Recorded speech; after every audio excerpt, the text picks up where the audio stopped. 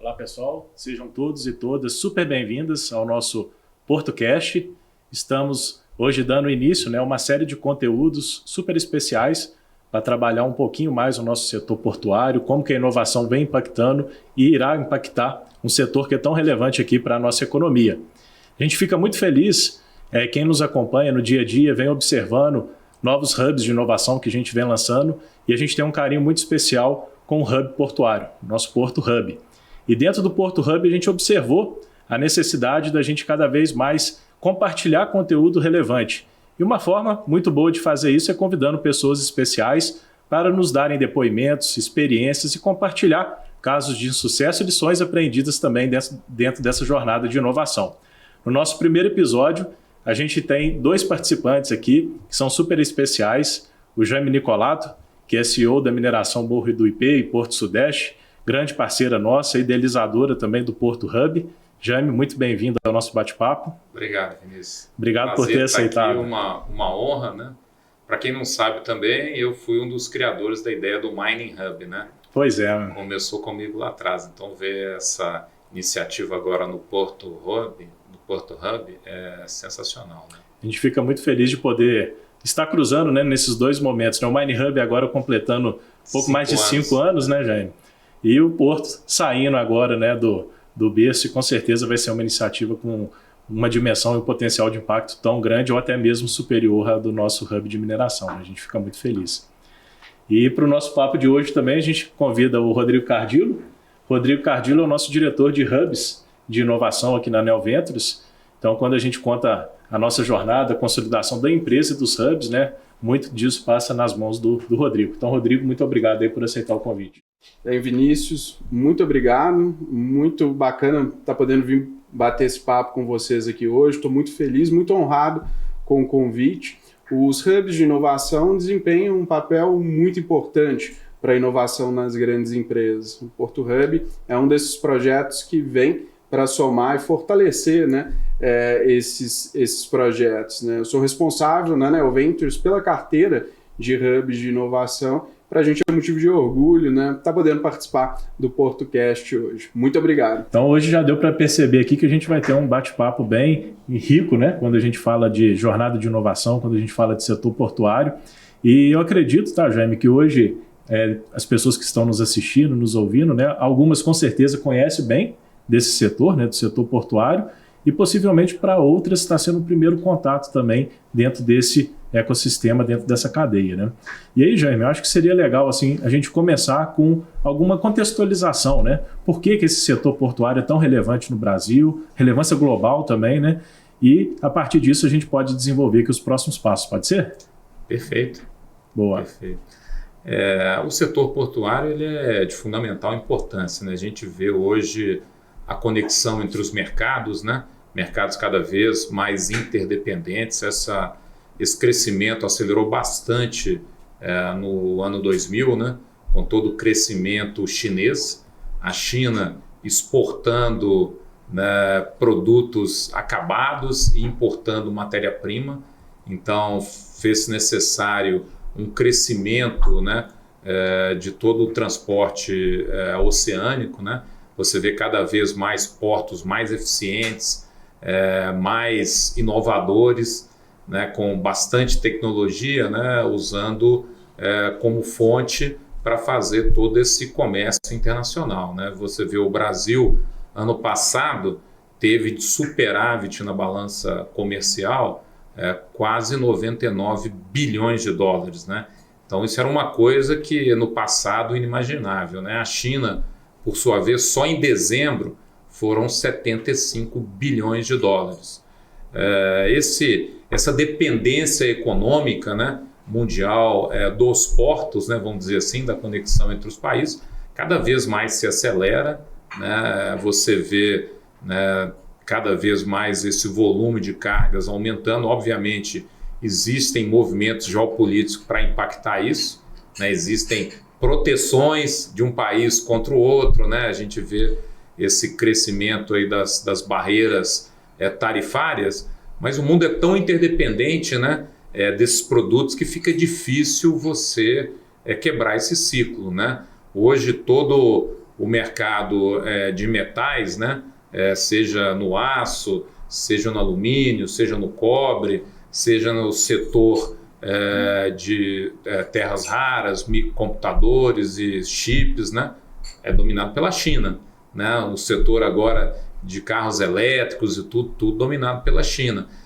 E você vê a dependência dos outros países em relação a esse mercado internacional, né? Por mais barreiras que você coloque, fica difícil competir quando alguém tem uma posição tão dominante. Obviamente que o mundo, né, tem outras formas de competição, mas a gente vê, né? Então, por exemplo, nosso exemplo no Porto Sudeste, no nosso crescimento, cada vez mais a gente busca otimizar o nosso sistema através de, né, utilização de inovação e tecnologias para otimizar a nossa operação e também fazer a utilização de navios cada vez maiores para diminuir o impacto, aumentar a nossa eficiência, e o mundo todo tem buscado essa forma, né, de transacionar de uma forma muito mais eficiente, né? E os portos são fundamentais. Para quem exporta matéria-prima e importa produtos manufaturados ou semi-manufaturados, como o Brasil, e além disso insumos para suportar o nosso agronegócio, né? Todo mundo sabe que nós somos dependentes de fertilizantes, né? E esses fertilizantes vêm através dos portos. Então você vê como que a coisa fica interligada, né? No nosso caso brasileiro, né? E no mundo também essa dependência é gigante, né? Com certeza. Quando a gente fala aqui dos portos brasileiros, né, a gente tem alguns segmentos de mercado, né, que eles se destacam, né? Você comentou a questão da parte de mineração, né, dos minérios como um todo. A gente ainda tem o quê? Combustível, agronegócio. Só para a gente ver assim, quais outros setores também estão sendo impactados pelo portuário. Todos os setores, né? O Brasil é uma economia basicamente exportadora, né? Seja, nós somos o segundo na exportação de minério, já fomos o primeiro, perdemos o ranking para a Austrália. Nós somos o primeiro na exportação de carne, suco de laranja, na exportação de soja, né, na exportação de café, né? Então você veja que a importância dos portos para o Brasil. Quando você vai nesses mercados, obviamente, quando você vai em mercados de granéis sólidos ou líquidos, você precisa de grandes navios graneleiros, né? Então, cada vez mais a classe dos navios aumenta, né? E a eficiência dos navios e também a tecnologia nos navios para reduzir as emissões que são de fundamental importância aí, no mundo, né? Então, no caso de outros produtos de maior valor agregado, você começa a ter exportações em containers, né? Você vê o café, por exemplo, saindo de containers. E o café também utilizando os portos secos, né? É muito mais eficiente você exportar já do Brasil num porto seco do que pegar esse mesmo container e pagar custos logísticos muito maiores armazenando na Europa, por exemplo. Então, um produto que já foi exportado para a Europa está num porto seco brasileiro esperando o momento de sair. E aí você tem portos de diferentes capacidades em termos de tamanho de navio, né? Os de grande calado ou estão associados ao petróleo, né? Ou estão associados ao minério. E os portos de calado menores aí já vão para a agricultura, né? Você vai ver na soja, ou você vai ver nos portos onde a gente opera com container, que são navios, né, de menor classe quando comparado com os tankers e os navios graneleiros, né? Então, são muitas atividades portuárias, né, fundamentais, no setor de petróleo também, com a nossa grande produção do pré-sal, a gente precisa de ter portos abrigados em condições de fazer o double banking ou ship to ship, que é também uma inovação que a gente colocou em prática no Porto Sudeste. E aí você veja que achar locais para fazer esse transbordo é de fundamental importância, porque a classe do navio que opera numa plataforma é diferente do navio que opera no transporte de longo curso. Então, tem muita tecnologia embarcada num navio DP, né, da classe, por exemplo, Suezmax DP, comparado com o navio Suezmax tradicional, que vai para longa distância. Investimentos aí que beiram, né, são aproximadamente 150 a 200 milhões de dólares de tecnologia num navio que fica parado do lado de uma plataforma. Então, transportar esses 200 milhões de dólares de investimento não é eficiente, então você precisa de achar pontos para fazer esse transbordo. É um exemplo, né, da importância do setor portuário especificamente para o Brasil, né? Então, assim, esse setor portuário, eu queria incluir também, né, os portos secos, são de fundamental importância para a competitividade do nosso país, né? Perfeito, Jaime. E quando a gente olha essa relação entre países, né, o setor portuário também ele é muito útil dentro do próprio país, né? A gente tem mercadoria saindo de uma região e indo para outra aqui no Brasil. É isso mesmo?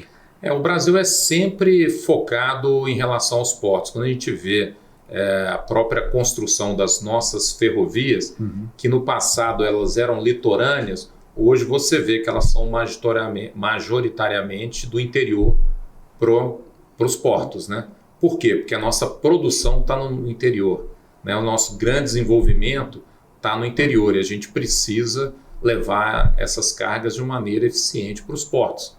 Então você veja que o design das nossas ferrovias é diferente, por exemplo, do que tem na Europa, né? É diferente do que tem nos Estados Unidos, né? Porque a gente precisa trazer, através de ferrovias de heavy haul, né? De grandes cargas por eixo, trens com grandes volumes de carga para que acesse os portos brasileiros, que a gente possa reduzir um pouco do custo Brasil, que a gente tanto fala, né? Se a gente aumenta a escala, a gente fica mais competitivo. Verdade. Então, muito interessante. Já dá para a gente começar a ter um dimensionamento, né? E dentro dessa cadeia, eu acredito que existem muitos desafios, muitas oportunidades assim, para a gente estar explorando, né? Então, você falou aqui da descarbonização, você falou de questões logísticas, né? Pensando na operação portuária hoje como um todo, e até mesmo fazendo um olhar interno aqui para o nosso país, né, para o Brasil, quais são os principais desafios assim, que você acredita que a gente deve superar para continuar sendo competitivo e relevante?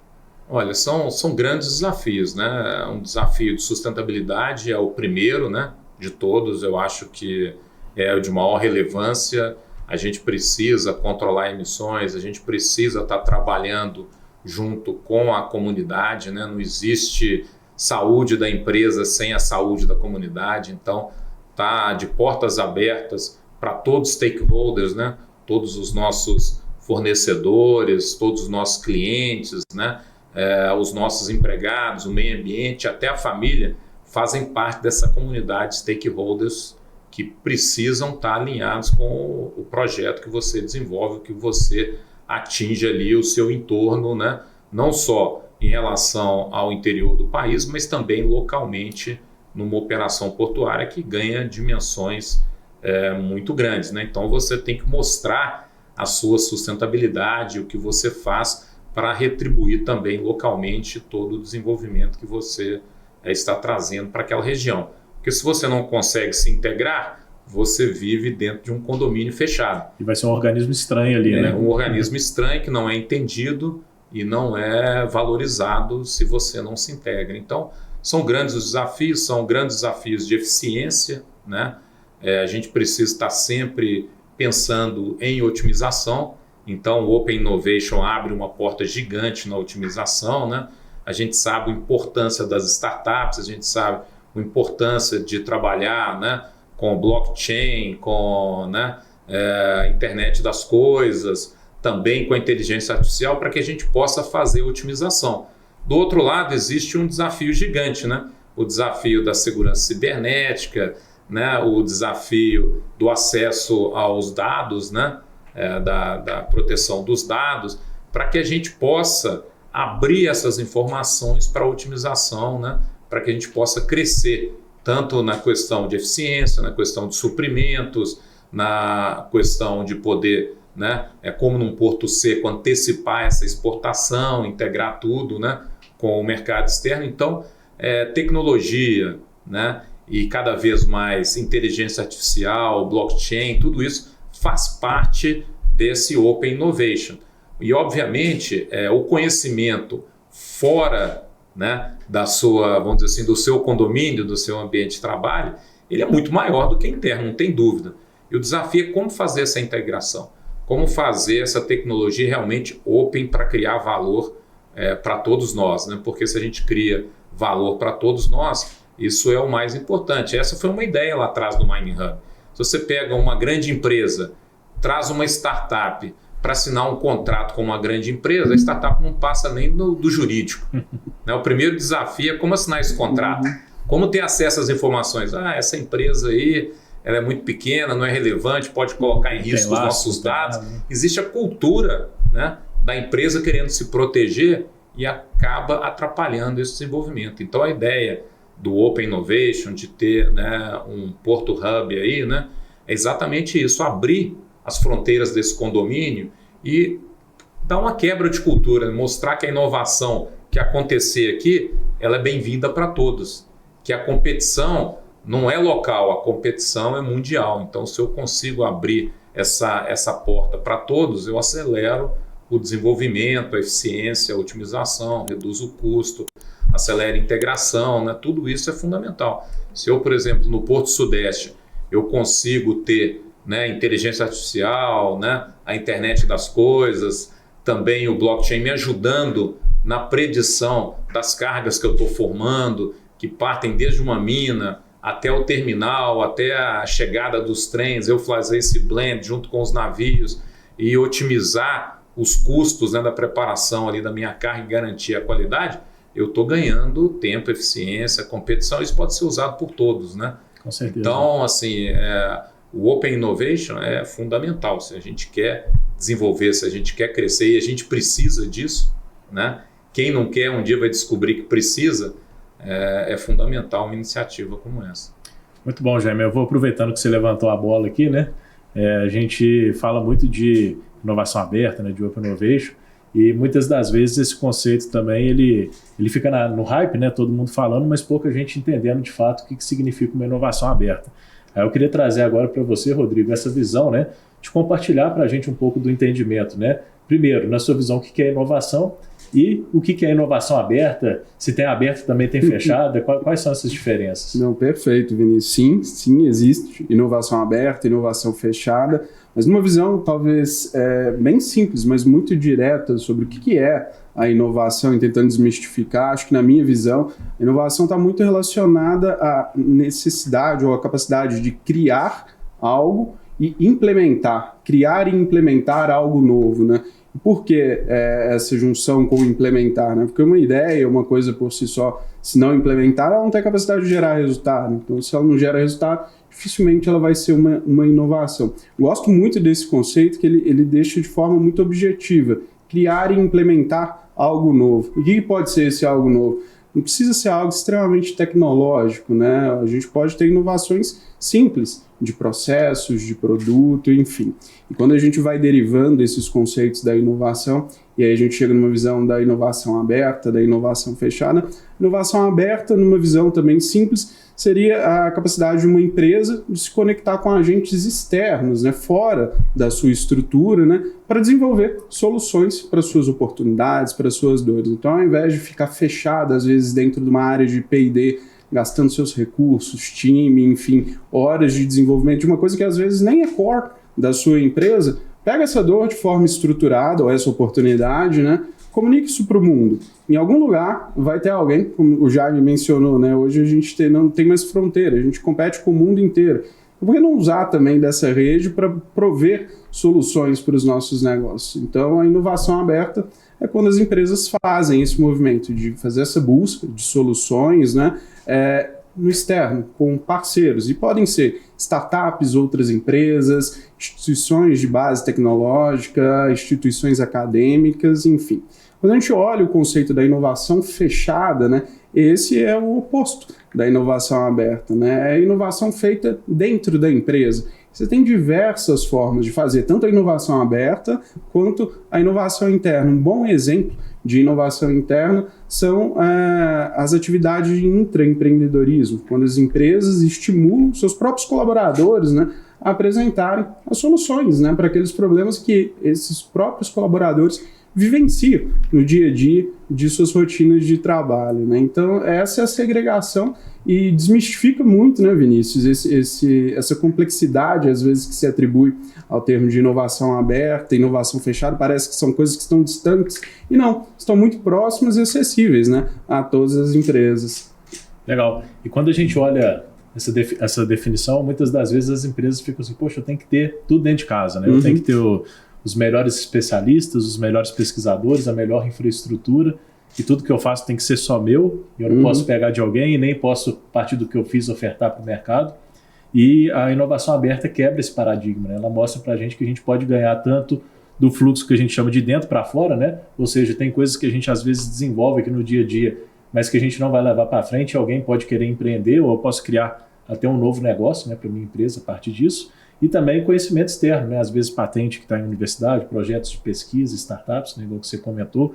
Então, com certeza, esse movimento de inovação aberta ele vem quebrando muitos paradigmas e aumentando a competitividade dos negócios como um todo, né, Rodrigo? Sem dúvida. E só ressaltando, né, Vinícius, ele é um dos caminhos, né? Tem coisas que, efetivamente, a empresa ela vai ter que tratar com um grau de sigilo muito maior. E talvez inovação aberta não seja o canal necessário ou talvez o mais adequado para ela poder desenvolver essa solução. Mas não é limitante, né? Ela pode ter essas diversas frentes de inovação trabalhando em conjunto, em paralelo e gerando resultados, né, de diferentes formas, né?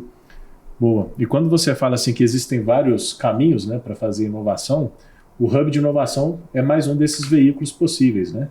Então, a gente observa aí que as empresas têm as suas próprias iniciativas, têm programas tanto internos quanto externos, e o Hub é mais um desse veículo e um veículo muito importante, né, para trabalhar a inovação.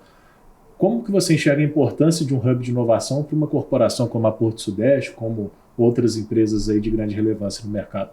Perfeito. Muito boa pergunta, Vinícius. Vou até pegar um gancho aqui. O Jaime acho que já até respondeu um pouco disso, né, nas falas anteriores. Mas o hub de inovação ele é mais um equipamento, mais uma dessas possibilidades que se coloca à disposição, um equipamento de inovação que se coloca à disposição da empresa para ela poder inovar, né?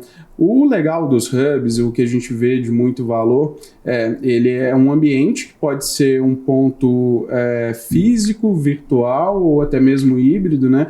Onde a gente vai unir diversas empresas, stakeholders, enfim, de modo geral, em torno de um ponto que é sensível a todos. Isso pode ser um setor específico, uma tecnologia específica, e a partir dessas conexões começa a se gerar valor de forma igual para todo mundo, né? Então os hubs eles desempenham sim um papel muito importante. Eu acho que destacaria não só a rotina de trabalho que tem dentro desses hubs. Muitas pessoas imaginam que um hub, como eu mencionei, é só um ponto de conexão, e não. Desenvolve-se um trabalho, tem metodologias por detrás desses projetos para auxiliar a dar vazão a esses desafios, né? Os hubs geralmente auxiliam desde o mapeamento desses desafios para ajudar a empresa a entender se efetivamente ela tem um conjunto de dores ali que ela tem a real compreensão de quais são, se precisa de ampliar, diminuir isso, endereçar. Como que a gente endereça? Isso é melhor endereçado para uma linha de P&D, isso é melhor endereçado para uma linha de Open Innovation, de Intra, né?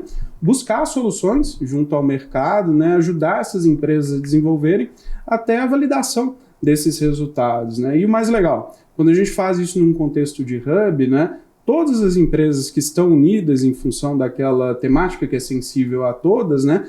Se beneficiam de tudo aquilo que está sendo desenvolvido. Então, ao invés de ser um voo solo de uma única empresa buscando as suas próprias soluções, ela tem outras empresas que têm as mesmas necessidades, às vezes, ou muito semelhantes às necessidades que ela tem, desenvolvendo soluções que são próximas e que ela pode se beneficiar. Eu destacaria esse como sendo talvez um dos principais pontos, né, das empresas conseguirem trabalhar nesse modelo de hub, né? A possibilidade de desenvolver soluções através da inovação, seja ela aberta, interna, e dividindo isso entre os demais participantes da iniciativa. É um grande ponto, assim, e muito interessante ver as empresas que conseguem chegar nesse nível de maturidade também, porque a gente sabe que não é fácil, né? Sentar na mesa com outros players de mercado, compartilhar dores, pontos que são semelhantes, né? Boa. O Rodrigo, eu vou aproveitar aqui a sua contextualização e trazer análise aqui junto com o Jaime, né? A gente fala, Jaime, gostamos de fazer algumas analogias, né? E a gente faz analogia quando a gente está lançando hubs, né? E a gente sempre compara com um empreendimento, por exemplo, com aquisição de um apartamento. Então, às vezes, a gente chega, vê o apartamento na planta e a gente compra aquele imóvel na planta numa expectativa de que aquele empreendimento vai gerar um apartamento, que pode ser um apartamento dos nossos sonhos ou um modelo de investimento que a gente quer ter. E quando a gente está lançando um novo hub, a visão é essa mesma, né? Porque a gente ainda não tem a infraestrutura do hub, a gente não tem os programas, a gente não tem os cases, e você foi esse visionário, né, que comprou essas iniciativas, né? Não vou falar nem essas, né, na planta. Inicialmente, você estava na posição de CEO da Ferros, foi isso, né? Foi isso. E você acreditou no MineHub antes mesmo de existir o MineHub, né? Uhum. E agora também como um dos fundadores aqui do Porto Hub. De onde que vem essa inspiração do Jaime para a inovação? Conta para a gente um pouquinho desse segredo. Eu sempre acredito que a maior barreira para a inovação é a cultura, né? Então, se você não tem uma cultura que permite favorecer as melhores ideias, né? Uma cultura que permite apresentar as dores, você se limita na inovação, né? Se o meu foco é punir a pessoa e não focar no erro, eu sempre estou escondendo as minhas dores. Então, eu acho que tudo parte primeiro com a mudança cultural. E eu sempre acreditei nessa mudança cultural, e isso vem através das pessoas elas estarem dispostas a abrir a mente delas, né, para saber que eu tenho uma área de inovação na minha empresa. Beleza, ela consegue atingir 100% da minha demanda? Às vezes consegue. Se eu tenho uma empresa que não favorece a conhecer os erros ou incentivar a mostrar as dores, eu estou com a minha amostra viciada. Uhum. Então, eu sempre acreditei nisso, acreditei que existem muitas oportunidades que a gente não está enxergando. E eu vi esse caminho da Open Innovation, né? É uma forma de fazer a gente cada vez mais forte. Se você consegue ter um local, primeiro, onde você tem uma porta de contato. É muito mais fácil, de novo, para alguém que está desenvolvendo uma inovação externa, né? Tudo bem, melhoria contínua, inovações internas, as empresas tá no fluxo, né? Conseguem fazer isso, está no fluxo, né? Conseguem fazer vários kaizens, várias melhorias, tem coisas sensacionais, né? Que é do conhecimento, mas tem muita coisa que não é desenvolvida internamente. E às vezes está até fora do radar, né? E nem o foco. E quando você não tem humildade, você vai achar assim, minha empresa já tem inovação, já sei tudo que eu preciso. Para que eu vou fazer externo? Esse é o primeiro erro. É um sinal de que a empresa não conhece as suas dores, que ela está com uma máscara, né? Ela está com uma amostra viciada. Então, se você se acha autossuficiente, você certamente está cometendo um grande erro, porque você está deixando de aprender, de ouvir ideias que são melhores do que as suas. Agora, do lado de quem traz a inovação, o Hub, para mim, é uma excelente porta de entrada. Uma análise, a gente está fazendo algumas similaridades aqui, né? Eu tenho, tanto na mina quanto no porto, a Casa Porto e a Casa IP. Qual que é a ideia da Casa Porto e da Casa IP? A pessoa que precisa estar em contato com a gente, que é ali da comunidade, que está no entorno, é muito mais fácil ela chegar na Casa IP e na Casa Porto, ser bem recebida e ser ouvida, do que chegar na portaria da mina ou do porto, onde tem controle de segurança, câmara, segurança de Receita Federal no caso do porto, SPS Code, um monte de... a pessoa não consegue entrar. Então, assim, se você tem um hub, facilita para que as empresas possam saber, né, para onde elas vão se direcionar quando não tem um acesso direto. Uhum. E você acha que todas as melhores empresas têm acesso direto? Obviamente não, é o mesmo conceito anterior da pessoa achar que faz inovação sozinha e que a inovação dentro da própria empresa ela consegue resolver todos os problemas dela. Esse ponto é muito importante. Então, assim, é muito importante ter um hub para que possa ter uma porta de entrada, para que haja um networking, para que as pessoas conheçam, para que tragam ideias e para que as empresas possam trazer as dores. Mas para isso precisa de uma mudança cultural. Então foi pensando nisso lá atrás, na Ferros, que a gente já sempre teve o nosso código de ética lá dos 5Hs, né? Onde a humildade é uma das os nossos valores, né? Onde a harmonia é um dos nossos valores. A gente sempre pensou, o que a gente está perdendo de oportunidade, de inovação, se a gente não tem um local para receber todas as inovações. As empresas não vão bater na porta da empresa. Né? Precisa de um local adequado. E a forma de estruturar foi estruturando o Mining Hub naquela época. E agora, estruturar o Porto Hub também é fundamental, né? Porque precisa de um local. Não é simplesmente, eu lanço meu desafio. E quem não está nem sabendo que existe aquele desafio, que não está atento, quantas oportunidades aparecem num local mais propício e menos hostil do que, né, uma empresa, né? Uma grande empresa é sempre um ambiente hostil para o empreendedor. De novo, o primeiro desafio é o contrato. Se você está num Porto Hub, você tem outro acesso, depende de você estar disposto a querer desenvolver e conhecer, né? E colocar o seu conhecimento para inovar, pensando de uma forma totalmente diferente, né? Então, eu acho fundamental você ter essa porta de entrada, né? Que não seja através da empresa.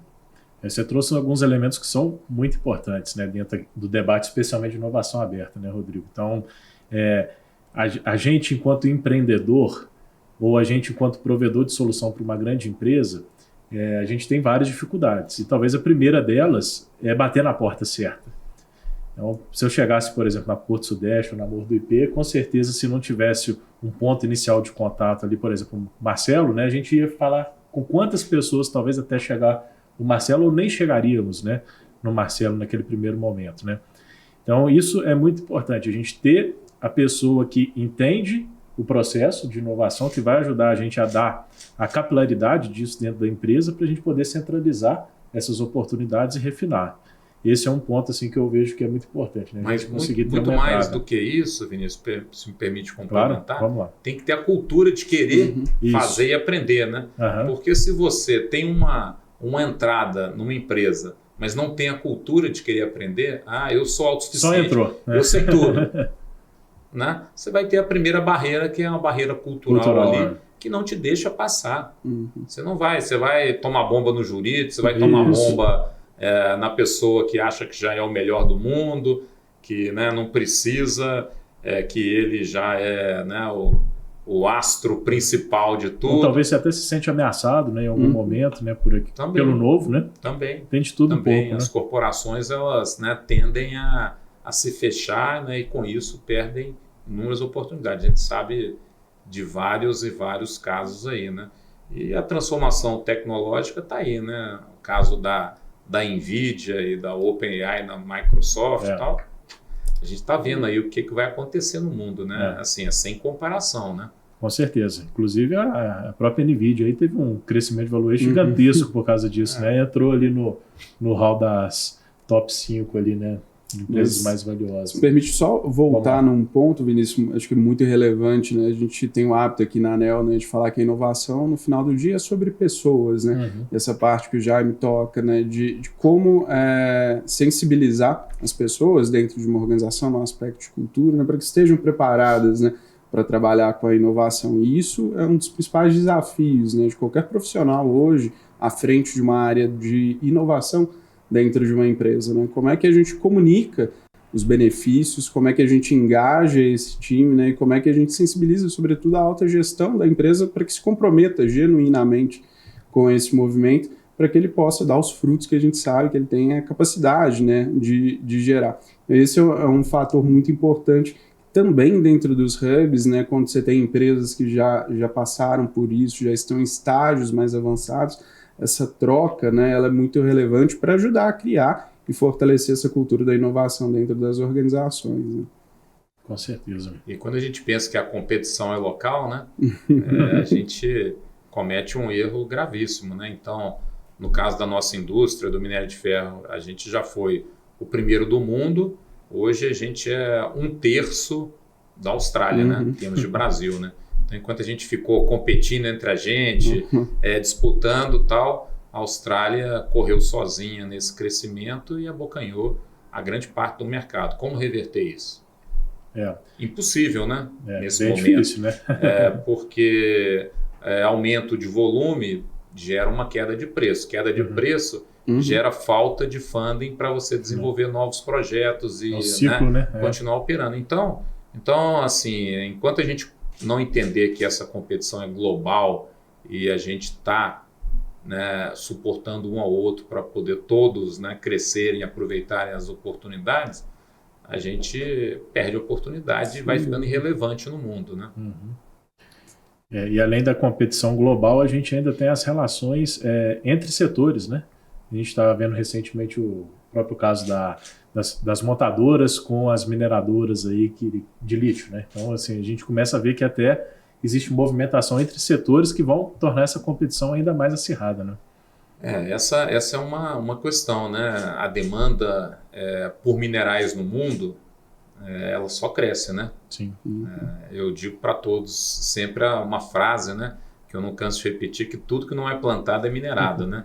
E mesmo que é plantado, precisa de água, energia, fertilizantes e tudo que depende da mineração para você gerar isso de uma forma sustentável, né?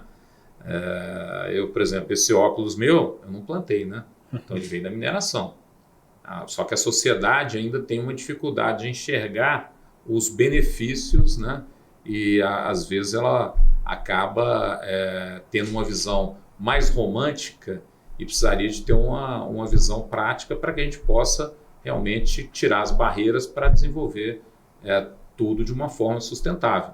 O carro elétrico, por exemplo, todas as inovações que estão chegando aí, né, todos dependem de você transformar, né, o produto mineral num produto ou numa tecnologia que vai te atender, né?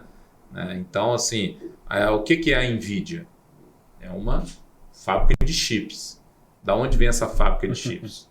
Da mineração, né? Da mineração, das terras raras, de tudo que você tem no desenvolvimento cada vez mais avançado dessas tecnologias, né? Você desenvolveu um software ali que você precisa colocar num hardware.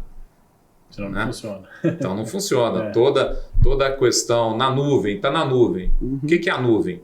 Nuvem é mineração. Você tem lá armazenado isso, né, em servidores, em memórias, estão espalhados no mundo inteiro, mas foram desenvolvidos de onde?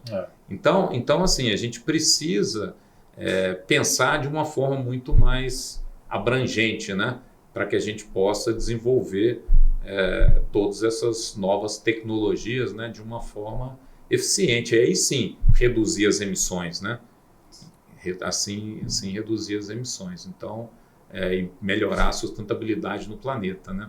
Perfeito. Não é ser contra, é definir como fazer, como viabilizar, né? Muito bom. E a gente traz muito também essa visão, né, especialmente dentro dos hubs ou de áreas de inovação dentro das empresas, né, Rodrigo, que a gente tem que relacionar com vários atores. Você chegou a comentar ali universidades, startups, parceiros da cadeia, outras empresas, né? E eu lembrei aqui de uma analogia que você costumava fazer dentro de algumas apresentações, eu não sei se você ainda está fazendo, mas que casa muito bem aqui com o setor portuário. Costuma ter alguns duelos que a turma fala de grandes empresas com startups. Algumas falam Davi versus Golias, outros falam dinossauros versus unicórnios. Você tem uma analogia aí do navio transatlântico com a lancha, é isso mesmo? Como Sim, é isso? A gente usava bastante para poder explicar um pouco de como essa junção, né, ela poderia gerar um resultado interessante e tentar trazer para uma versão de analogias, né, para tornar a compreensão um pouco mais simples. Mas a lógica era que a grande empresa era um transatlântico, um navio de carga, um porta-containers, né? É inegável a capacidade de deslocamento de milhares de toneladas que essa embarcação tem, a capacidade de carregar milhares de containers, enfim, isso tudo é inegável. Mas se essa embarcação precisar de fazer qualquer desvio na rota dela, e aí a gente pode entender por analogia também a rota aí como core business, né, da empresa, pelo próprio tamanho, complexidade e capacidade, esse desvio vai ser muito demorado, né? E às vezes pode tirar ela completamente daquilo que ela tinha que fazer, né? E na contramão disso tudo, você tem aquela embarcação pequenininha. Eu me lembro, a gente mostrava no slide até essa lancha se aproximando do grande navio, mas que era a startup. Ela não tinha a mesma capacidade, ela não conseguia carregar a mesma carga, deslocar a mesma quantidade de toneladas, mas ela era muito mais rápida, ela conseguia se aproximar, seguir essa viagem durante algum tempo, sair se fosse o caso, fazer o que ela tinha que fazer, sem precisar que a organização maior, né, a grande empresa, o transatlântico, desviasse do seu caminho, né? E a gente usava essa analogia, as pessoas entendiam. E, dadas as proporções, a gente sabe que também esse movimento ele não é tão simples assim, né? De chegar, seguir viagem, e precisava de alguém para ajudar na intermediação dessa relação para que a gente conseguisse gerar o melhor dos resultados, né?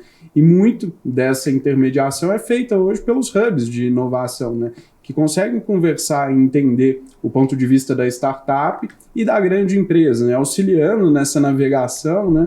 Para gerar o melhor resultado para os dois lados, né? Que sem dúvida é o que buscam, né, as startups, as grandes empresas, quando se relacionam também com as startups. Né? Boa, essa analogia é sempre muito válida, né? A gente tenta explicar alguns conceitos e nesse mundo da inovação começa a aparecer um monte de palavra bonita em inglês também, né? Às vezes o pessoal fica confuso, né? Acha que é difícil, mas a gente consegue simplificar, né, os entendimentos. A startup é uma delas, né?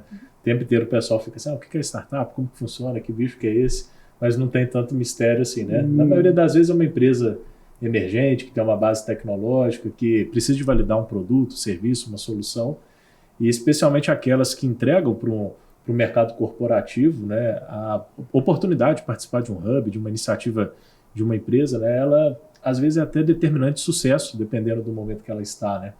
Uma empresa emergente, ela precisa de um case sólido. Uma coisa é eu chegar para o Jaime e falar, ô Jaime, olha a minha solução, para quem que você já vendeu? Quem que já usou? Não, ninguém nunca usou isso aqui, não. Você quer usar? Você quer ver se isso funciona? Então, assim... Mas Vinícius, assim, eu acho que além do case, é a capacidade de transformação, né? Então, você pode até ter uma ideia que não é prática. Mas por que não é prática? Porque você não tem os dados para poder testar essa ideia. Verdade. E normalmente, quando você tem uma visão de inovação, e você consegue entrar num espaço desse de Open Innovation, ou de um hub e tal, você pode ter dados práticos para que você possa simular a sua tecnologia. Porque, né, como o Rodrigo falou no começo, inovação é uma coisa que você transforma num case prático, né? Senão vai ser, eu fico brincando com o pessoal, falar, tese de mestrado é bonito, eu já defendi a minha, né? Mas eu quero transformar essa tese de mestrado num caso prático. Então, eu acho que você ter acesso a dados reais, e aí, né, de novo, aí vem o desafio da questão do cybersecurity, da proteção de dados, não sei o que, tudo, mas é ali que está a fonte das suas informações para você poder tratar e resolver o problema.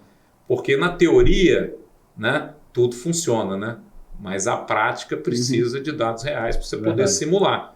Então, eu acho que tem um benefício gigante para os dois lados, né? Às vezes você tem uma ideia e essa ideia acaba sendo transformada rapidamente no meio do caminho, você testou com dado real. Mas como você tem uma cabeça diferente, você não está preso naquela amostra que você tem dentro de uma empresa, você consegue alterar mais rapidamente o curso e transformar isso num outro produto, né? Então, eu acho que o acesso aos dados é fundamental, né? A gente sabe como que dado é importante hoje, né? Verdade. Mas o grande desafio é o seguinte, meus dados valem dinheiro, como eu proteger os meus dados, mas abrir ao mesmo tempo, como proteger a minha empresa no lado cybersecurity. Tem desafios, não é fácil também para a grande empresa, por isso que eu acho que o Hub, né, ele funciona como um espaço para você poder testar essas coisas de uma forma, né, mais eficiente, né? mais segura. Né? A gente usa muito um termo para esses testes, né, que é prova de conceito. Né? Já que você entende o meu problema e você acredita que a sua solução é capaz de resolver esse problema de alguma forma, me demonstra que ela funciona. Né? E a grande magia dos hubs, né, desse movimento de inovação aberta, é que a gente traz aquela máxima. Né? A gente quer demonstrar isso de forma rápida, de forma barata para que, se o resultado for positivo, a gente dê um passo sequente, né, dentro da nossa parceria. E se não for positivo, também não tem nada de errado, não. A gente aprendeu, só que, de novo, aprendeu rápido, aprendeu barato, né? Entendemos que aquela não é uma rota viável para se desenvolver aquela solução, né? É isso mesmo. A gente tem muitas coisas, com certeza, para compartilhar com o pessoal aqui, né, Jaime? De cases dentro, tanto da Mordo IP quanto da Porto Sudeste. Você gostaria de compartilhar, talvez, algum caso com a gente, assim, de interação que você já presenciou? Algum movimento interno? Não, eu gostaria de compartilhar, dentro desse aspecto da sustentabilidade, uma inovação que a gente fez, né? Ótimo. Porque às vezes a gente acha que inovação é só tecnologia, computação, e não é só isso, né? O trabalho vai muito além disso, né? Há alguns anos atrás, a gente começou a desenvolver um teste para poder aumentar o calado, né, de acesso ao Porto Sudeste, né? Porque o tamanho do calado, né, a profundidade do porto é fundamental que você traga navios maiores, consiga ser mais eficiente, consiga reduzir emissões, porque na mesma viagem que você estava transportando 170 mil toneladas, você pode, a partir do outro dia, com inovação, transportar 250 mil toneladas.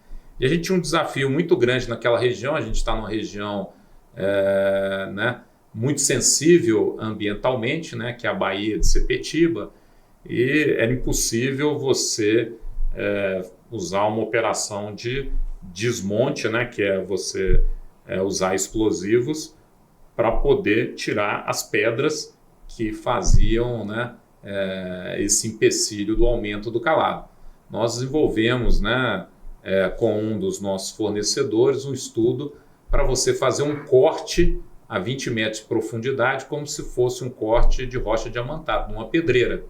E aí, essas pedras que saíram, que você sabe também, para a vida submarina, é importante ter uma proteção ali. Se você tiver só num local, só areia, você não tem, né, a vida submarina. Então, nós utilizamos essa tecnologia, né, que nós acreditamos e desenvolvemos, né, mergulhadora a 20 metros, usando uma forma, né, de cortar essa rocha, né, tá certo que é uma máquina automatizada, nós precisava de mergulhador para posicionar, precisava, né, da gente poder trazer essa pedra para cima e depositar em outro local que favorecesse a vida marinha, e tivemos sucesso, né? Recentemente, nessa semana passada, a gente carregou o maior navio até hoje no Porto Sudeste, que é um navio de 225 mil toneladas, da classe Vosmex. A gente está indo para um navio de 250 mil, o que era 170 antes. Então a gente desenvolveu uma coisa única, né? Todo mundo pensava, já que eu não posso detonar, né, eu não posso aprofundar. Então ficava aquela disputa, né? Existe um requisito ambiental muito forte, né, porque não pode tirar a rocha, tal. Nós fizemos de uma forma totalmente sustentável, né? Como pode, né? Como pode fazer, e colocamos fazendo o desenvolvimento da vida marinha. Agora é a próxima etapa. Qual que é a próxima etapa? Como existe na Austrália, né, em outros locais do mundo, fazer também o calado dinâmico, né? Que é você agora usar a tecnologia, usar, né, o conhecimento das marés, para que o navio possa sair numa maré mais alta com segurança, e ao invés da gente ir para 18,30 metros, a gente vai para 18,80 metros. Aí é uma outra inovação, que a gente vai otimizar a inovação passada, mas que não seria possível se a gente não eliminasse esses riscos, né? Porque uma coisa é você usar a maré dinâmica, né, ou o calado dinâmico, quando você tem um canal largo. Quando você tem uma pedra no meio do caminho, né, já diria o caso do Bonde de Andrade, né, tem uma pedra no meio do caminho, o risco é muito mais alto, porque você não tem o canal todo liberado. Agora que a gente fez esse corte diamantado a 20 metros de profundidade, a gente tem o espaço todo, né, do canal para poder navegar com segurança, eficiência, para poder dar a próxima etapa. Então, assim, a inovação, ela parte de muitas coisas, não só da tecnologia, mas também de fazer de outras formas, né, o que você já executa na operação. Verdade. Então assim, é só para dar esse paralelo aí, para ver que as inovações são construídas em etapas e você tem que desafiar, né, de fazer de outra forma, né? Buscar novos caminhos, né? Novos caminhos. Isso aí. Agora mesmo eu volto com uma pergunta parecida aqui pro Rodrigo. Bom. Mas enquanto isso, pessoal, a gente vai fazer um momento jabá. Aqui a gente tem a nossa missão também de cada vez mais promover o Porto Hub, o Porto Cash. Então aproveita, pessoal, esse momento para quem ainda não nos segue, né? O Porto Hub ele está presente no LinkedIn, no Instagram, os canais de áudio, YouTube, Spotify e o nosso site também, portohub.com.br. Então fica o convite a todos, né, para conhecer um pouco mais da nossa iniciativa, interagir com a gente. Estamos aqui nesse primeiro encontro aqui com o Jaime, com o Rodrigo, mas com certeza a gente vai ter muitas outras oportunidades também para compartilhar conteúdo e assunto relevante sobre o nosso setor. Aproveitando aqui então, Rodrigo, o Jaime trouxe para a gente um caso prático, né, que ele vem vivenciando aqui dentro do Porto Sudeste, e a gente vem trabalhando aí com vários outros hubs, né, e possivelmente você já viu de tudo, né, dentro desses desafios. A gente tem aí, somando os desafios já mapeados, né, já ultrapassam mais de 5 mil desafios, né, dentro da nossa estrutura da Neo Ventures junto com os nossos clientes. E eu gostaria que você trouxesse assim, uma visão, pode ser, por exemplo, de um hub ou de alguns hubs, né? Quais são esses tipos de desafios? A gente está falando de questão de eficiência operacional, resíduos, rejeitos, aparece de tudo um pouco? Como que é essa jornada? Aparece de tudo, Vinícius, e esse eu acho que é um dos pontos legais, né, de se trabalhar com os hubs. A gente não tem essa limitação, né, do que pode, do que não pode. Obviamente, é feito todo um processo de curadoria antes nesses desafios, né, para verificar a relevância deles para a própria companhia antes de lançar, e uma etapa de priorização para entender o que a gente vai conseguir efetivamente disponibilizar para o mercado. E entendendo também os canais, né? Então, depois que a gente faz esse processo rigoroso, aí sim, aí a gente lança. Então, a gente já viu muita coisa, né? A Neo Ventures, ela opera hubs em diferentes setores, né? O Mining Hub, o Fashion Hub, uma iniciativa voltada para o universo da moda, o Icon Hub, uma iniciativa voltada para o segmento de construção civil, o Dealer Hub, uma iniciativa voltada para a cadeia de distribuição automotiva. Então, note que os setores são muito distintos, né, e possuem desafios distintos. Mas tem um ponto legal também. Às vezes, os desafios podem ser próximos, podem ser comuns, né, quando a gente olha temáticas como a de eficiência operacional. Uma dor que as mineradoras têm, os dealers têm, enfim, o setor de portos tem. Por exemplo, a utilização de combustível fóssil em motores, né? É uma dor de todo mundo, né? Se tiver uma solução que consiga resolver isso dentro de um desafio aplicado dentro de um desses setores, essa mesma solução pode se aplicar com as devidas adequações, né? A outros setores, né? Até aproveitando a deixa aqui, a gente estava semana passada conversando com uma indústria de alimentos para fazer o blend da ração usando inteligência artificial. Então, como que você controla essas variáveis? E o Jaime comentou aqui do blend, né? Dentro do processo de minério, portuário também. Então, às vezes uma mesma tecnologia. E a mesma base da modelagem, claro, com as suas respectivas variáveis, né, e contextualizações, mas a base é próxima, né? E isso acontece muito, né? E aí esse exemplo que você citou, Vinícius, de solução, né, é muito legal também, porque nos hubs a gente não vai endereçar ao mercado uma solicitação de solução específica. A gente vai Você não fala qual que é a solução, né? A gente vai comunicar ao mercado a nossa dor ou a oportunidade que a gente está enxergando. Quem é responsável por trazer as soluções ao mercado? Então, podem vir coisas que a gente jamais imaginou, como essa, talvez utilizar inteligência artificial efetivamente para a composição do blend, seja da ração, seja do minério, né? Ao passo que se a gente determinasse para o mercado que a gente queria uma solução com características XYZ, né? Seria um desafio, né? E possivelmente a gente não receberia soluções tão diferentes e inovadoras. Então, essa é uma característica legal, um cuidado, né, que a gente tem dentro dos hubs, né, inclusive na forma de endereçar esses desafios ao mercado, né? Boa. E a gente fala que papo bom passa rápido, né? A gente está caminhando aqui para para a reta final, né, dessa discussão. Já falamos um pouquinho do setor portuário, de inovação aberta, de desafios e oportunidades. E eu queria um papo talvez de CEO para CEOs ou para executivos também que estejam nos escutando hoje, né, Jaime? A importância de participar e liderar movimentos como esse de inovação, seja dentro de uma corporação, igual que você já vem fazendo na Porto Sudeste, na Amor do IP, seja por meio também de parcerias com o ecossistema, como no caso do MineHub e do Porto Hub. Qual que é a mensagem que você gostaria de passar para essa turma? A mensagem é que existem muitas oportunidades extramuros, né? Quando a gente olha só na nossa amostra interna, a gente perde a oportunidade de fazer diferente, mais eficiente, né? De fazer agile, né? Porque isso é fundamental na transformação, né? Então, por exemplo, nessa ideia nossa do Blend, né? Existiam soluções de empresas tradicionais no mercado, caríssima, com tempo de desenvolvimento e tal, e dentro da nossa cultura de procurar coisas diferentes, nós encontramos uma startup que fez uma modelagem para a gente, fez uma prova de teste, conceito, e nós em 4 meses conseguimos colocar o nosso simulador, né, para poder otimizar a nossa cadeia logística toda com todos os blends, né? Então assim, quando você procura só internamente ou da forma tradicional, você perde muitas oportunidades. Eu acho que é isso. Incentivar a cultura do erro, né? Para que você possa saber suas dores, né? E também incentivar a cultura da humildade, para saber que as empresas não têm a melhor solução.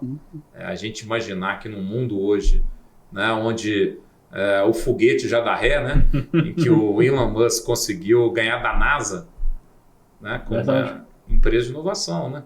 A NASA, né? Quantos anos com tanta tecnologia, tanto investimento, nunca conseguiu fazer um foguete da ré, né? Veio um maluco lá que, né, desenvolveu, apostou tudo, né? Obviamente nós estamos falando de dimensões totalmente diferentes, mas é um grande exemplo, né?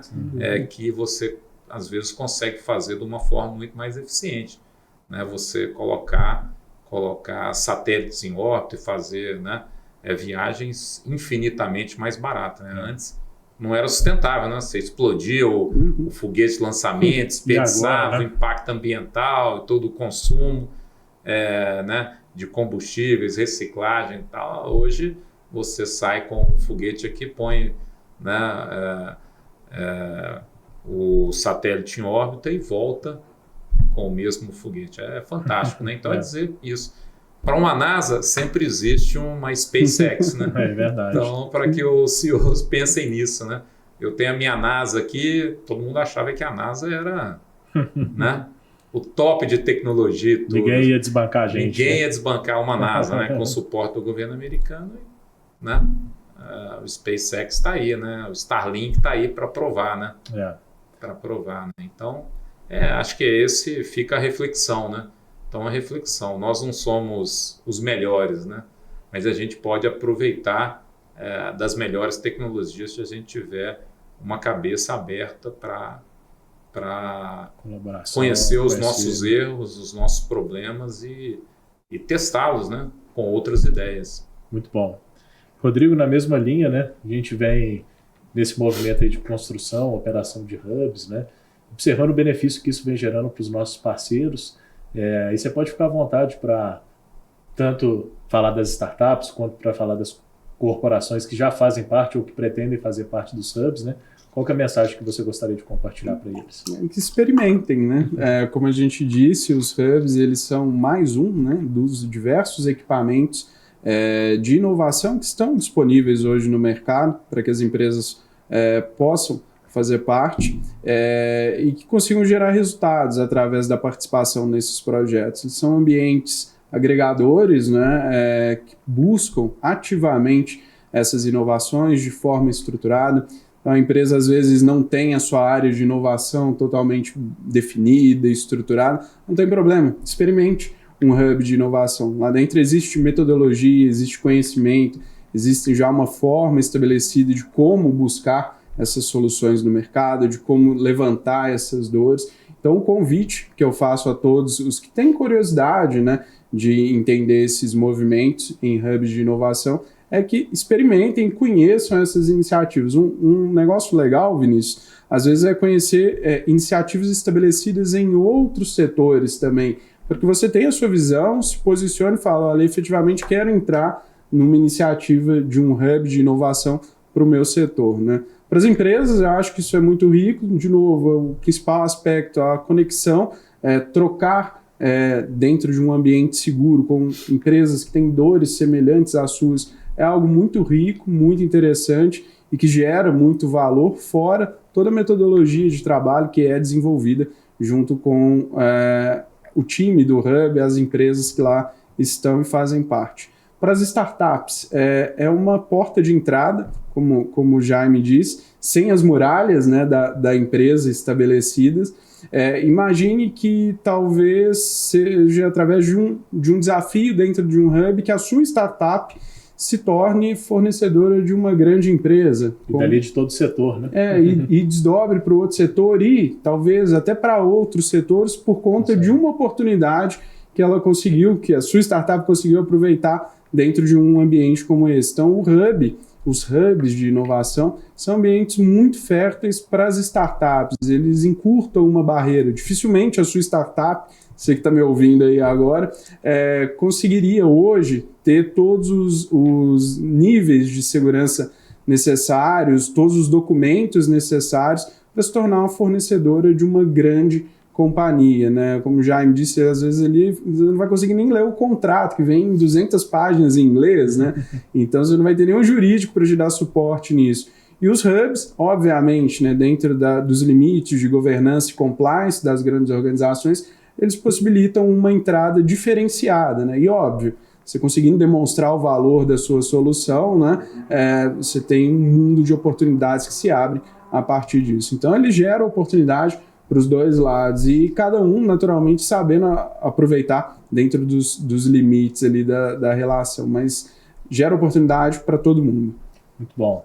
Essa é a nossa missão aqui dentro do Porto Hub, né? De fato é promover essa transformação do setor portuário, né? Sabendo que existem desafios, oportunidades, tanto de hoje quanto de amanhã, né? A gente fala muito do presente, né? Mas tem muita coisa no futuro também, e se a gente não começar a trabalhar agora, a gente não vai estar preparado, né? A gente vai chegar atrasado, ou nem vai chegar, né? Que é o pior de tudo. E gostaria, então, pessoal, de agradecer imensamente a participação de vocês. De novo, Jaime, muito obrigado aí por estar conosco. Para mim é uma felicidade, uma honra estar aí participando desse primeiro episódio. Bom, a gente fica muito feliz e com certeza a gente vai ter outros momentos de troca aí com a turma. Rodrigo, também, muito obrigado aí pela participação. Eu que agradeço. E todos vocês também que estão aí, né, nos acompanharam ao longo desse nosso primeiro encontro. A gente agradece muito, esperamos, né, que vocês tenham gostado aqui da nossa conversa. Fica o convite, né, para nos acompanhar, nos seguir. A gente vai ter mais encontros como esses, né, ao longo aí dos próximos meses. E no mais, desejo a todos aí uma ótima jornada. Vamos impulsionar o nosso setor por meio da inovação. Grande abraço a todos, até breve.